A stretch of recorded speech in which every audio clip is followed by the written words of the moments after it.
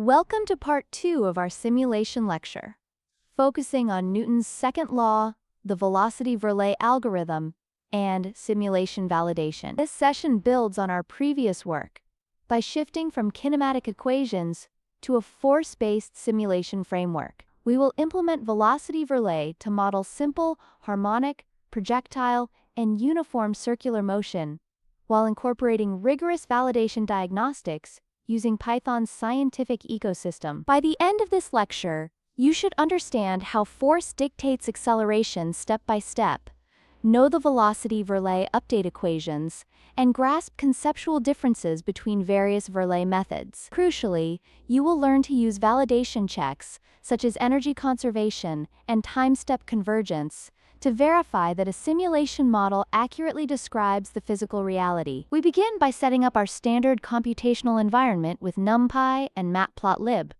alongside interactive IPython widgets. Notice that we establish default configurations, like default figure dimensions and a grid overlay, and initialize a Boolean flag to control whether heavy mathematical animations should render immediately or run in a lightweight mode. The setup code executes cleanly, providing a console message to confirm that our packages are loaded and animation rendering is managed. This step is a regular best practice to ensure the stability of the underlying state machine before triggering step-by-step numerical processes. Let us contrast what we did previously with our current goals.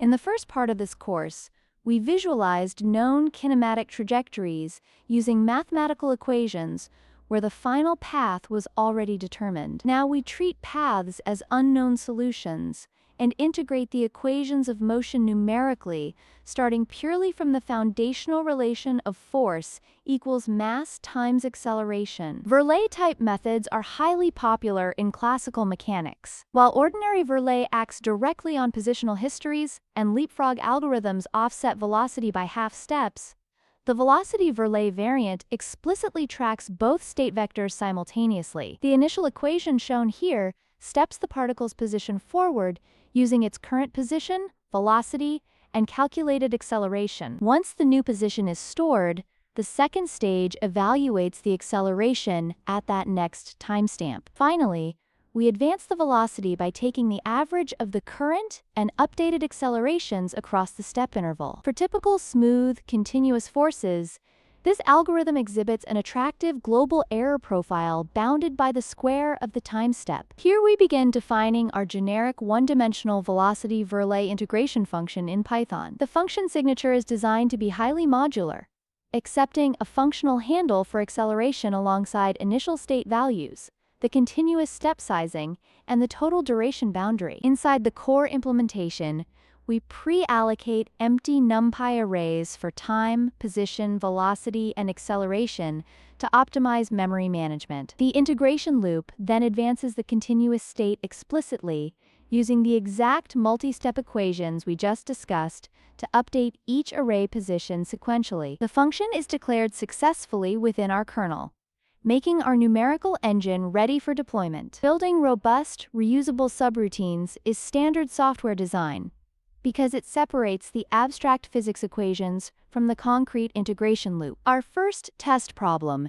is the classical simple harmonic oscillator, such as a point mass attached to an ideal linear spring. Hooke's law yields an acceleration directly proportional to the negative displacement, giving us an excellent benchmark system because its analytical sinusoidal solution is perfectly known. We instantiate the mechanical parameters by setting both the spring constant and mass to unity, defining a total integration window across exactly 5 cyclic periods.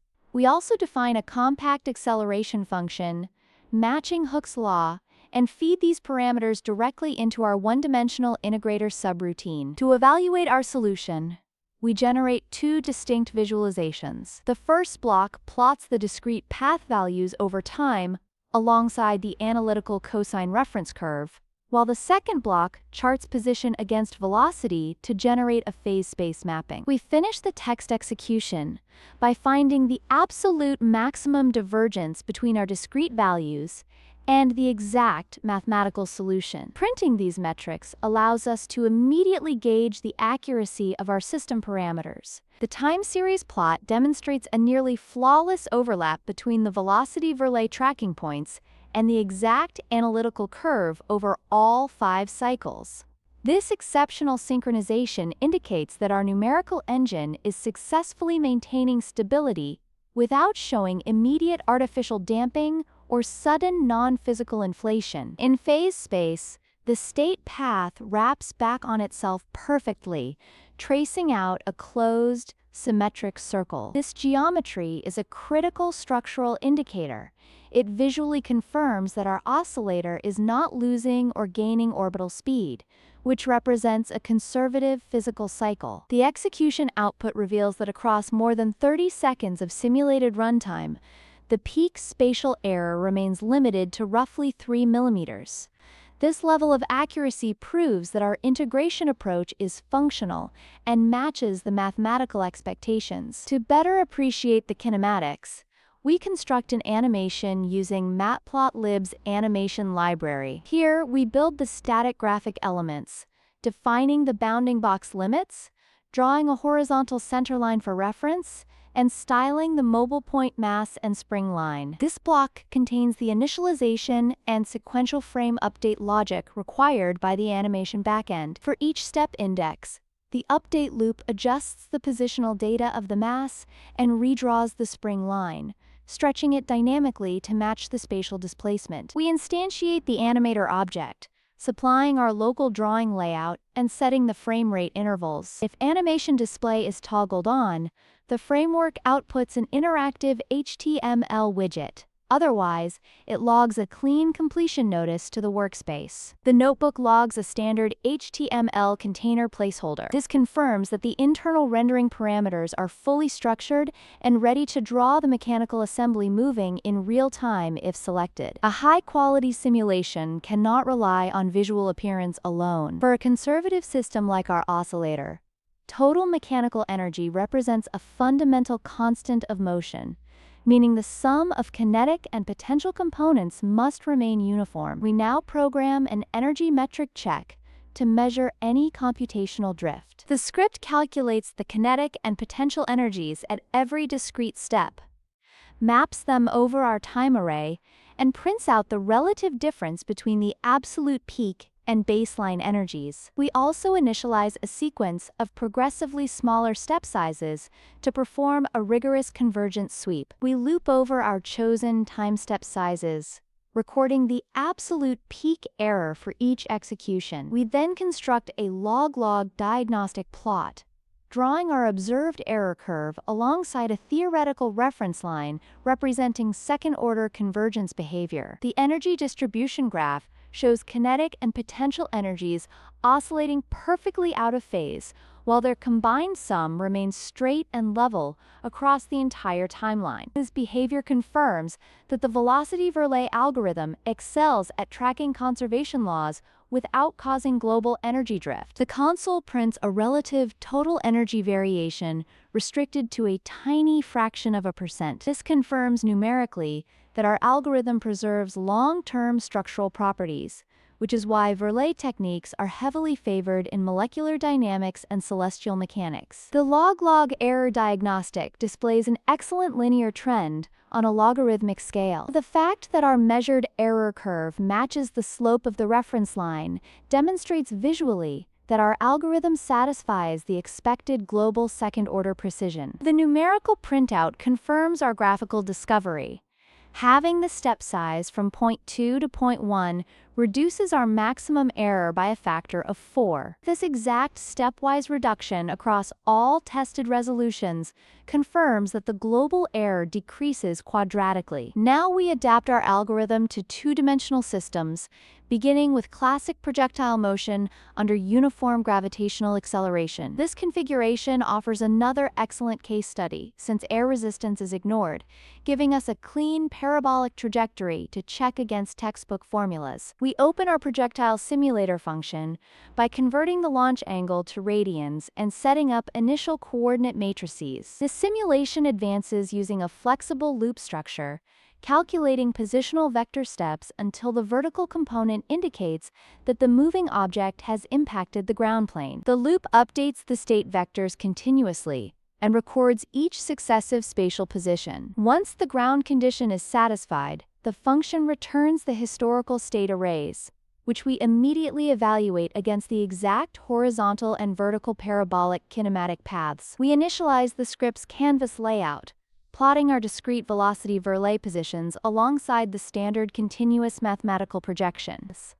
The final lines evaluate the single largest coordinate difference between the numerical path and the exact parabolic equations. The resulting spatial plot shows a flawless parabolic arc that matches the analytical solution perfectly. The curve tracks cleanly through the zenith and terminates smoothly at the landing boundary on the baseline axis. The final printout displays a maximum total path discrepancy on the order of 10 to the minus 13 meters. This microscopic level of error confirms that velocity Verlet is mathematically exact for configurations with constant acceleration, down to the limits of machine precision. To visualize this motion, we implement another animation layout. This script configures the field boundary axes to fit the flight path neatly, draws a faded trail of the full trajectory, and initializes the drawing marker for the moving projectile point. The drawing routine updates the moving object's coordinate marker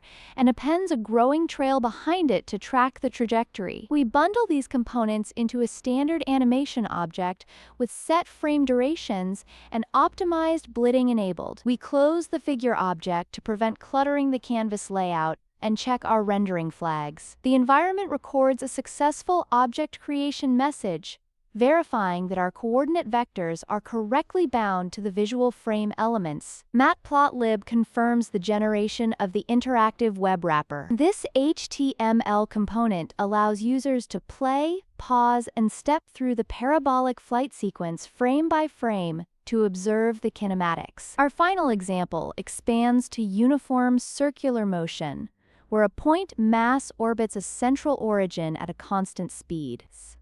This scenario is a powerful test for multidimensional integration because the acceleration is vector-driven and varies continuously based on the changing spatial position. To manage this multidimensional system, we write a generalized two-dimensional velocity Verlet routine. Notice that our position, velocity, and acceleration tracking parameters are now instantiated as two-column matrix arrays to handle both orthogonal coordinate axes simultaneously. We set the circular radius and angular velocity parameters to unity and define the true coordinate centripetal acceleration vector. We then initialize the object at the far right boundary with a purely vertical launch velocity and run the integration sequence across 3 full rotations. We map our spatial coordinates on an equal axis canvas to check the path geometry against an ideal geometric circle. To evaluate the radial stability over time, we compute the magnitude of the displacement vector at every step. We plot our computed radius value across the timeline to monitor orbital stability. Finally, we query the mean radius and find the maximum absolute variation to check for any artificial inward spiraling or outward orbital decay. The spatial plot shows our numerical path tracking perfectly along the ideal circular arc. The equal axis proportion confirms that the orbital geometry maintains correct spatial orientation without introducing non-physical eccentricities or skewing. Looking at the radius metric over time, we observe a steady, bounded oscillation on a scale of 10 to the minus 5 meters. This non-expanding wave indicates that our simulation is highly stable, fluctuating slightly due to finite time step constraints without showing any long-term radial drift. Our printed analysis confirms this stability, showing an average orbital radius of exactly 1. The absolute largest radial deviation is capped at 5 times 10 to the minus 5 meters, proving that our implementation preserves orbital properties. We construct our final animation configuration to visualize this uniform rotation. The setup script mirrors our previous examples, mapping out the ideal circular path as a background reference, establishing axis limits, and styling the particle marker and historical path trail. The update routine tracks the two-dimensional position matrices, moving the particle marker and extending the line trail along the orbital path.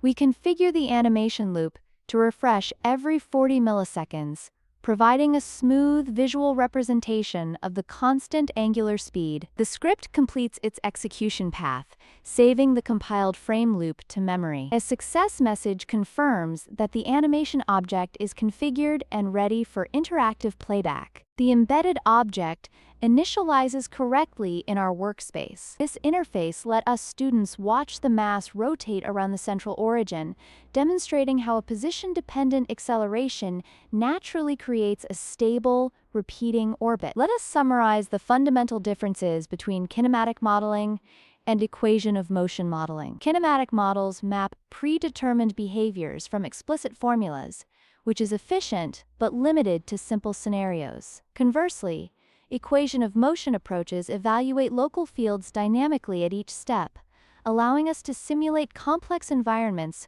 where analytical formulas do not exist. Reviewing these common implementation pitfalls serves as an excellent guide for future work. Never blindly trust a simulation output without validating it against energy conservation checks, time-step convergence sweeps, or known analytical benchmarks. Always verify code execution patterns and ensure acceleration values are updated correctly inside your loops. These guided practice exercises are designed to deepen your intuition. I encourage you to alter the step sizes in your oscillator model to see how it affects total energy drift, change the spring constant to observe the frequency response, and adjust the projectile angles to verify maximum range limits. Here we provide a sample script for a convergence test on the circular motion model, running the system across a range of step values from 0.08 down to 0.01. This loop automatically tracks the maximum radial deviation across each step resolution. We chart these results on a log-log plot to verify the precision profile.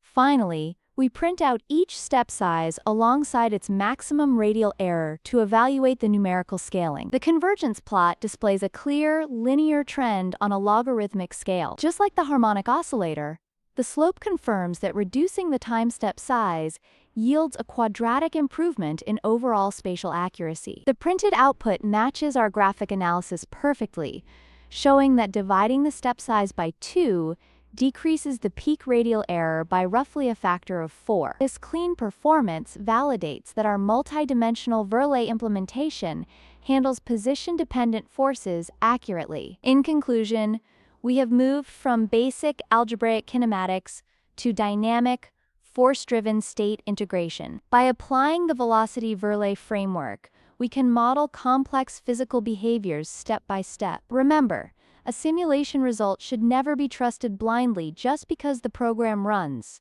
Always validate your models using conservation laws, convergence checks, and physical principles.